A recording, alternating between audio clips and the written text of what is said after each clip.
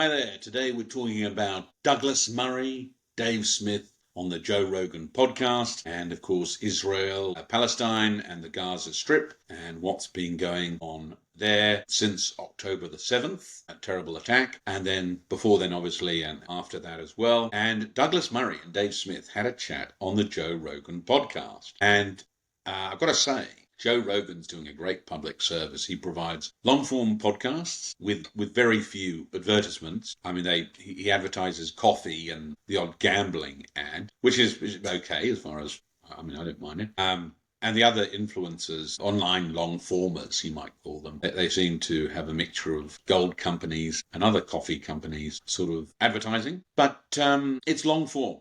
And it's very useful because without the sort of ads you get on commercial television, you really get into the meat of a debate and discussion. And it's not edited, which is great. And everyone can have their say. Now, Douglas Murray and Dave Smith didn't come to an agreement on anything. And Douglas, who's written some very good books, and they're very tightly argued. I mean, they're absolutely brilliant to the extent that you can't really unpick his reasoning in terms of, say, war on the West, did come unstuck later when it was shown that he said that some people who written on the Holocaust, having not been there, done better than people who were, in fact, one of those sites for the Holocaust. So Douglas, now whether that's true or not, that's his value judgment, that's his subjective view. But it's certainly one thing that he has said in the past, and yet he did upbraid Dave Smith for not having visited the region, which is fair enough as well. It's a value judgment. And of course the difficulty is Douglas Murray was taken around by the IDF in Gaza when he was there, for the most part. So one has to be mindful of that. But it's an intractable dispute in many ways. Without getting into that dispute, in terms of Douglas Murray and Dave Smith, the reality is that America is supporting Israel with dollars, and therefore American taxpayers are going to have a bit to say, Douglas. That's the reality. It's become an issue that a lot of them are slightly unhappy about.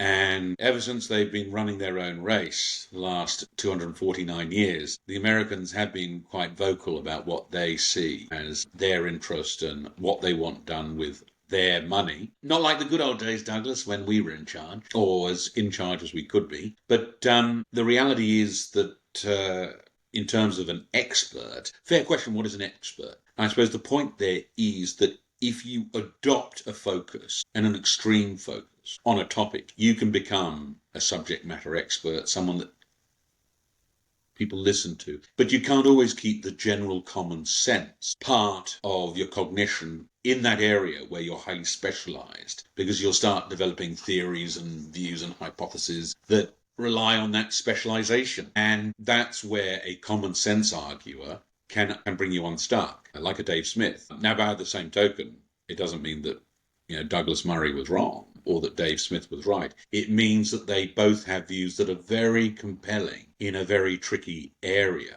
And you might like to consider it as like the measurement of a subatomic particle. So there's the theory that, if you measure the speed to a high level of exactness, then you have the problem that the position of that subatomic particle becomes far more uncertain. And vice versa. If you know precisely where a proton is, or electron within the size of a proton, I think it is, or proton in the size of an atom, the area of an atom, you have certainty of where that proton is in the area of an atom. Then, I think, from recalling Hawking's work, it was plus or minus 1,000 kilometers per second that the particle was moving, and that's not very certain at all. So this is the problem, the uncertainty principle. If you're highly specialized, then you're at risk of lacking common sense in terms of what you're saying. And if you have a high degree of common sense, you may have a corresponding lack of specificity in terms of what you're saying.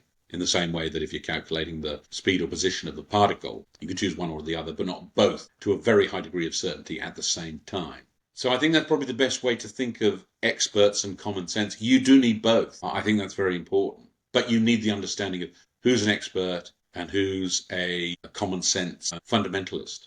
And both the expert and the common sense fundamentalist have their place in the discussion, in the debate, but understood that those two people are different, the expert and the common sense fundamentalist. Because, as I say, the analogy of the uncertainty principle and knowing the speed and position of a particle, you can't know. You can know one or the other, but not both at the same time. So it's a paradox. It's very, very interesting, and it's obviously it's been slightly it got slightly personal, but not too personal, which is good.